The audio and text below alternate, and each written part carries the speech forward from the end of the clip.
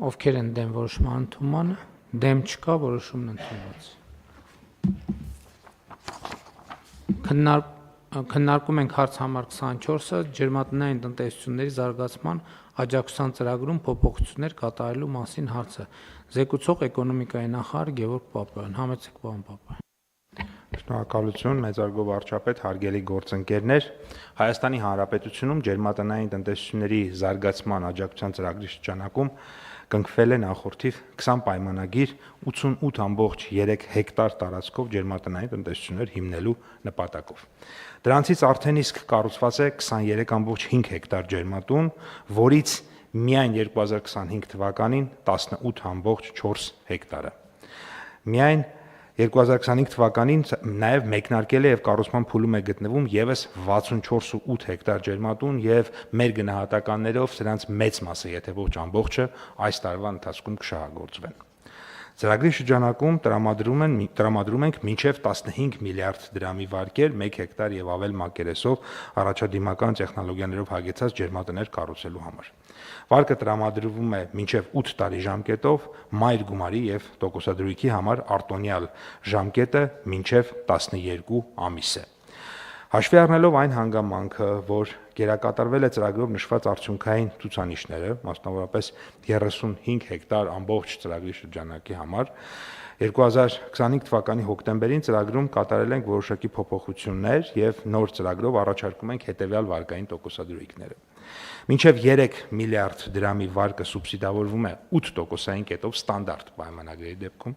3 միլիարդից ավել մինչև 9 միլիարդ վարկի դեպքում 7%-ային կետով, այսինքն օրինակ վերցրեց 9 միլիարդ, առաջին 3 միլիարդը սուբսիդավորվում է 8%-ային կետով, երկրորդ ուրեմն 6 միլիարդը, մնացած 6 միլիարդը սուբսիդավորվում է 7%-ային կետով։ Եվ 9 միլիարդ դրամից ավել հատվածը մինչև 15 միլիարդ դրամ 6%-ային կետով։ Նախագծի մշակումն ու ընդունումը պայմանավորված է ջերմատնային տնտեսությունների զարգացման աջակցության ծրագրի շրջանակում նաև երիտասարդ տնտեսվարողներին եւ 63 տարեկան լրացած անձանց ներգրավվածությունը խրախուսելով։ Այս պարագայում մենք առաջարկում ենք տոկոսային կետերը մեկական տոկոսային կետով ավելացնենք։ Օրինակ, եթե մարդը 64-65 տարեկան է եւ ուզում է ջերմատնային տնտեսություն ունենալ, ինքը 9% կետով ենք իր վարկը սուբսիդավորում եւ նաեւ եթե հաշվի առնենք, որ վերջին ժամանակներում մենք տեսնում ենք ընդհանուր առմամբ տոկոսադրույքների նվազման միտում, ապա հաճախ սա բավականին մեծ եւ ասում եմ, որ կառավարության տոկոսադրույքների շատ մեծ մասը իրականում փոխհատուցում է։ Նույնը 3 միլիարդից մինչև 9 միլիարդ դրամի դեպքում 8%-ային կետն ենք փոխհատուցելու եւ 9 միլիարդից ավել հատվածի համար մինչև 15 միլիարդը 7%-ային կետ։ Սա է այս առումով կառավարության ծրագրում նախանշված բոլոր ցուցանիշները, պարոն վարչապետ, կարող ենք վստահաբար ասել գերակատարված են, բայց շարունակելու ենք ծրագիրը, որպեսզի ավելի լավ արդյունքներ ունենանք։ Մի րոպե, պարոն Պապայան, այս ծրագիրը ինչքան ժամանակ է գործում։ Այդ ծրագիրը փաստացի ծրագիրը հետեւյալի մասին է, որ ջերմոցային տնտեսություն հիմնելու դեպքում մենք ինչ ենք անում։ Տոկոսը, վարկի տոկոսը սուբսիդավորում ենք։ Այո։ Դարձնում ենք ինչքան 0, թե մի քիչ ավել։ Մենք սուբսիդավորում ենք, պարոն վարչապետ, ստանդարտ դեպքում, ոչ մինչև 35 տարեկան երիտասարդի կամ 63։ Ստանդարտ դեպքը ո՞րն է։ Երբ որ օրինակ 40 տարեկան է մարդը, եւ այդ դեպքում մենք սուբսիդավորում ենք, եթե մինչև 3 միլիարդ դրամ է վարկը, 9%-ային կետով, օրինակ ինքը վերցնում է 13%-ով վարկ, 9 պետությունն է վճարում, ինքը մնացած 4-ը։ Բայց առաջին 1 տարին, այսպես ասած, այդ grace period-ն է, արտոնյալ ժամկետն է, երբ որ ինքը տոկոսադրույք չի վճարում։ Այսինքն առաջին 1 տարվա ընթացքում ըստ էության իր համար։ Հիմա այս ծրագիրը ինչքան է գործում, ինչքան։ Այս ծրագիրը սկսվել է 23 թվականի երկրորդ կեսին, 23 թվականի։ Այս ծրագրով քանի հեկտար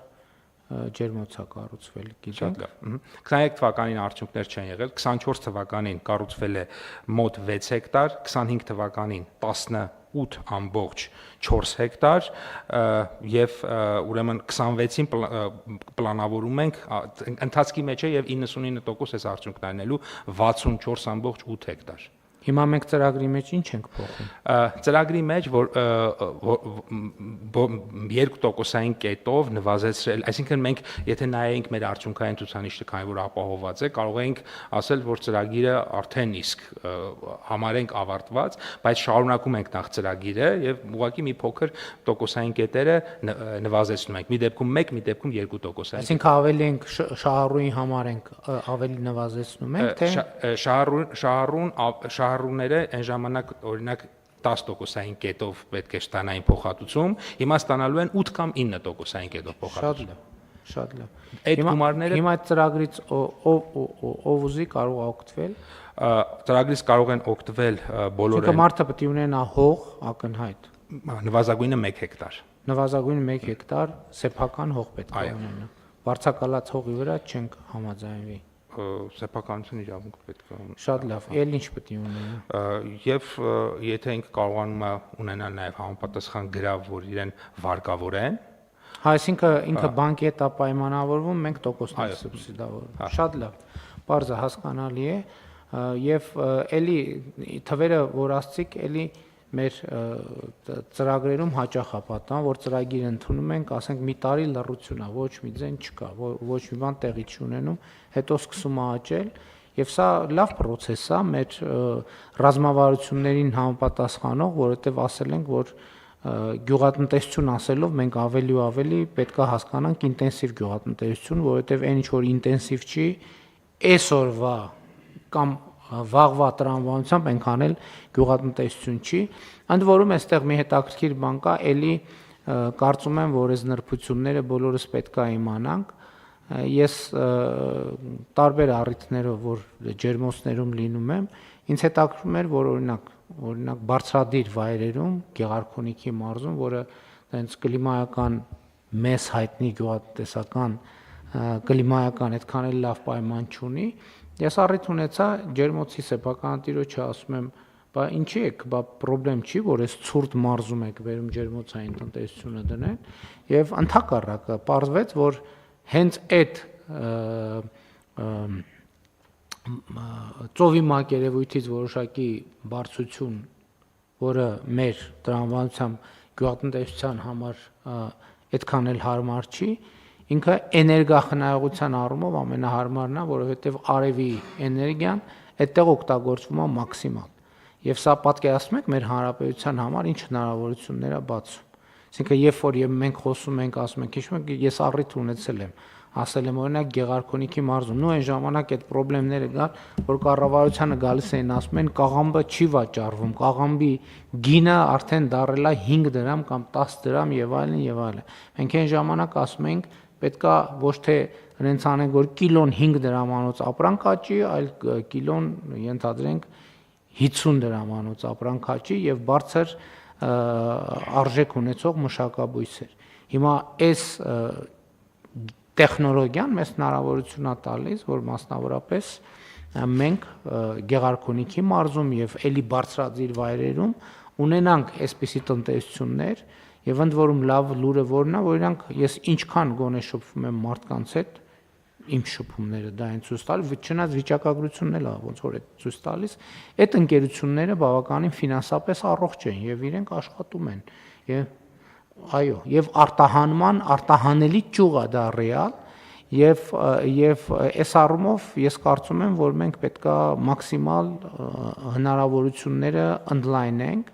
որովհետեւ լրջագույն փոփոխություններ ա տեղի ունեն, մանավանդ ասում եմ, այդ բարձրադիր հատվածներում, որտեղ մեր պատկերացմամբ գյուղատնտեսական գործունեության համար այդքան էլ հարմար կլիմայական պայմաններ չեն, այս գործունեության տեսակի համար համենայնդեպս պրակտիկ ներդրողները իրանք են դա ինձ ասել եւ ես հենվում եմ նրանց ասացի վրա, որ դա ամենանպաստավոր բարձրությունն է, որտեղ այդ գործունեությամբ կարելի է զբաղվել։ Այնպես որ այս թեմայով պետք է մշտական հաղորդակցության մեջ լինել իրական հատվածի հետ եւ մաքսիմալ նպաստավոր պայմաններ ստեղծել, որպեսզի այդ տնտեսությունը զարգանա, որովհետեւ դա կարա պարզվի, որ Հայաստանի այդ թվում այտենց առաջատար տնտեսության ճյուղերից մեկն է, որը իմիջայլոց ինքը եւ տեխնոլոգիական է եւ ավելացված արժեքի առումով ինքը այն նախկին գյուղատնտեսությունից էականորեն տարբերվում է մասնագիտական դաշտաբացում բազմաթիվ մեր մասնագետների համար եւ այլն եւ այդպես շարունակ։ Համեց Վարչապետ, ստեղ արտահանմանն հենց աճ են արձանագրել, որ ԵԱՏՄ որոշ երկրները մտածում էին, որ սա իրական արտահանում չի, ռեէքսպորտի կասկածներ ունեին, ընդ որում եկել են տեղում նայել, որպեսզի համոզվեն, որ այդքան տնտեսություն է ձևավորվել Հայաստանում։ Այս իմաստով ես կարծում եմ, այս ծրագիրը բոլոր մեր ֆունդամենտալ նպատակները սպասարկում, արտահանում կրթություն, որովհետև այնուամենայնիվ այս տնտեսությունը կառավարել է ենթադրում է հատուկ եւ բարձր որակի կրթություն, էներգախնայողություն, նոր տեխնոլոգիաներ։ Ես կարծում եմ մենք ամեն ինչ պիտի անենք, որպեսզի խթանենք, որովհետև սրա մուլտիպլիկատիվ էֆեկտը այս ծրագրի ես գնահատում եմ շատ բարձր։ Շնորհակալություն պարոն վարչապետ, շարունակեմ պարոն Գրիգորյանի, նախ նաև մեկ հանգամանք էլ նշեմ, նաև աշխատատեղեր ստեղծող է, միջինում 12 անձ է աշխատում 1 հեկտար ջերմատանը եւ ըստ էության ամեն հեկտար որ ստեղծում ենք այդքան աշխատատեղ, որը նույնպես կարծում եմ կարեւոր է։ Պարոն վարչապետ, մենք նաեւ ականջալուր ենք այն դիտերային հանրահարականին, որ պետք է անդադ բարձրացնենք եւ ազգային ժողովի մեր գործընկերներից Տիկին Ծովինար Վարդանյանն հիմա նախագիծ է շրջանառել եւ մենք աջակցել ենք այդ նախագծի մշակմանը, որպեսզի այդտեղ այսպիսի համակարգի ընդհանրապես ինտենսիվ գյուղատնտեսություն եւ ուրեմն ջերմատների կառուցման համար այնտեղ տուրքեր կան եւ պրոցեսներ կան հողերի կատեգորիաների, դրանք հնարավորինս ավելի նվազ լինեն, դրանք լինեն ավելի պրոցեսները արագացված, այսինքն այստեղ այդ մասով էլ ենք աշխատում եւ վիճակագրության մասով էլ եթե թույլ կտակ մի փոքր վիճակագրություն, օրինակ վերջին 1 տարում մոտ 30% ծաղկի արտահանումն է Հայաստանից աճել, որը հիմնականում պայմանավորված է, այսինքն մեծամասամբ պայմանավորված է հենց այս համալիրների արտադրանքի թողարկմամբ եւ մենք ակնկալում ենք ել ավելի բարձր աճ, որովհետեւ մի բան է, երբ որ 18-ն է մտնում, մեկ այլ է, երբ որ 64-ն է մտնում շուկա, եւ ես հանդիպել եմ գործարարների հետ, ըստ էության ակնկալիքը այնպեսին է, որ շուկայի խնդիր չպետք է մենք ունենանք։ Պղպեղը շատ տարածված է, պղպեղի ջերմատները եւ 39 ամբողջ մի փոքր մոտ 40% մեկ տարվա ընթացքում այստեղ ենք աճ արձանագրվել։ Երրորդ ուղղությունը դա որ էլի բավականին ուրեմն տարածված է, դա կանաչեղենը, այսպես ասած, այստեղ 10 եւ ավելի տոկոս աճ ունենք։ Ելակն է էլի որ կանաչեղենին անդրադարձակ միտեղ տենց տեսա որ ջերմոցներ են կառուցվում, ուղղակի տենց ասեք կանգնեմ խոսեմ ներդրողի հետ, վերջ խոսում ենք, ասում եմ, բայ ինչ է աճացնելու, բան սպասում եմ, որ հեսա մեկ էլ ասես դե մտածում եմ կանաչի աճացնեմ, ասի ո՞նց ջերմոցում այսքան փողը ծախսում եք, որ կանաչի աճացնենք, պարզվեց, որ կանաչի շուկան շատ բավականին հետաքրքիր եւ ընդ որում զարգացող շուկա է, այնց որ էս էլ է շատ հետաքրքիր, այսինքն տեսեք բանի բիզնեսի ստեղծարար ուժն է դա եւ մենք պետք է այդ խթանենք, որ մարդիկ մտածելու, ստեղծագործելու հնարավորինս լայն դաշտ ունենան եւ զգան, որ կառավարությունը աջակցում է այդ process-ը։ Շնորհակալություն պարոն վարչապետ, նույն ելակն էլ բարձր եւ իհարկե սա շատ կարեւոր է երկրի պարենային անվտանգության տեսանկյունից, որտեղ ցանկացած պարագայում կարելի ասել տարին 12 ամիս 24 ժամ մենք ունենալու ենք մթերքներ։ Շատ լավ, խնդրեմ պարոն Թորոսի։ Շնորհակալություն պարոն վարչապետ, ես մի հարց եմ ուզում տալ, նախ ողջունում եմ ավագ սերնդի մեր ներկայացուցիչների համար հատուկ պայմաններ ստեղծելը եւ նաեւ երիտասարդների, դա նաեւ տեղավորվում է մեր այլ քաղաքականությունների մեջ, բայց այնուամենայնիվ կխնդրեմ պարզաբանեք մեխանիզմը դա ինչպես է տեղի ունենում եւ արդյոք այդտեղ ռիսկեր չկան այլ մարդու անունով դա ձևակերպելու եւ ավել տոկոս ստանալու էլի որպես սուբսիդիա։ Շնորհակալություն։ Ես մեր խնդիրը հետեւյալն է,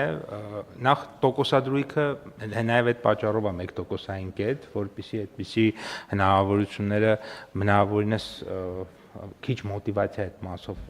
լինի այդպիսի բաներ անելու, բայց այնուամենայնիվ այդպիսի խնդիր մենք մեր առաջ չենք դրել, եթե նախ սրանք խոշոր ներդրումներ են, միլիարդավոր դրամների ներդրումներ են եւ չեմ կարծում, որ այլ մարդ, այսինքն ինչ որ մեկը իր հարևանին անունով կգրանցի իր մի քանի միլիարդանոց բիզնեսը, եթե ծնողն է զբաղվում եւ ծնողի անունով է, էլի խնդիր չենք տեսնում, այդտեղ մենք այդպիսի խնդիր չենք տեսնում։ Շատ լավ։ Խնդրեմ այլ դիտարկումներ, այստեղ կարևոր է ընդգծել նաև, որ այս տեխնոլոգիաները նաև ջրի խնայողության շատ կարևոր գործառույթ են անում։ Ես ճիշտ է վստահ չեմ, որ արդյոք փակ ցիկլի հնարավորություն կա, բայց ենթադրում եմ, որ կլինի նաև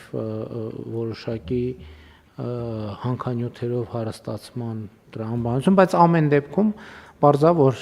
լրիվ այլ այդ տեխնոլոգիան ինքը արդեն ջրի խնայողության տրամաբանության վրա է կառուցված, եթե նույնիսկ հիդրոպոնիկ տեխնոլոգիա է եւ սա էլ շատ կարեւոր մի նրբություն է, որ մենք ջրային ռեսուրսները այդպիսով նաեւ առավել արդյունավետ ենք օգտագործում եւ այդ դեպքում այդտեղ հեկտարներ չկան, որտեղ ասեն, որ ոռոգման ջուր չկա եւ այլն, որովհետեւ այդ արժեշ